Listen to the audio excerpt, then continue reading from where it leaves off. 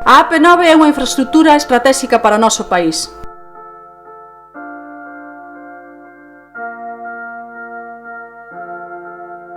A súa xestión foi privatizada polo goberno de Aznar e a partir de aí os prezos incrementáronse fortemente.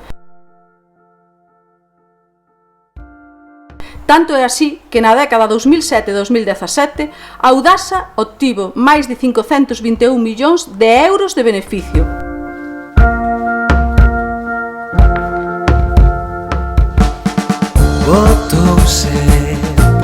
O que é o mesmo, 4 veces o coste da ampliación da ponte de Rande. Agora están en mans de Citigroup, un grupo estadounidense que nos impón as peaxes máis caras de Europa. Para unha comarca en crise económica constante como a nosa, é unha estafa. Mais hai solucións, que pase a ser galega e sen peaxes. Puido selo no 2018 coa Lei de Transferencia da AP9 elaborada polo BNG, mais ficou en nada coa repetición das eleccións.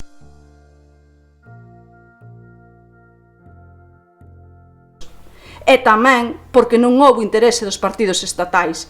Eles rescatan as radiais madrileñas e nós non ficamos en silencio. Co Bloque Nacionalista Galego no Congreso faremos valer Ferrolterra, mais para iso precisamos ter voz propia.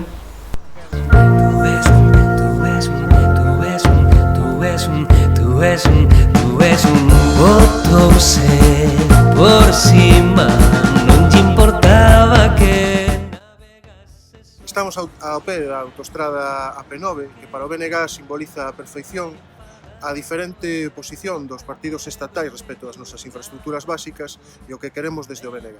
Por un lado, exemplifica a perfección o doble discurso dos partidos estatais que votan unha cousa no Parlamento galego e ao mesmo tempo vetan a posibilidade de que ese mesmo debate se reproduza no Congreso español, de poñer as infraestructuras galegas básicas para os galegos e as galegas ao servizo dos intereses das grandes corporacións e, por outro lado, a posición do BNG, de recuperar o control desta infraestructura básica para nós e ao mesmo tempo poñela ao servizo do povo, pedindo a súa gratuidade.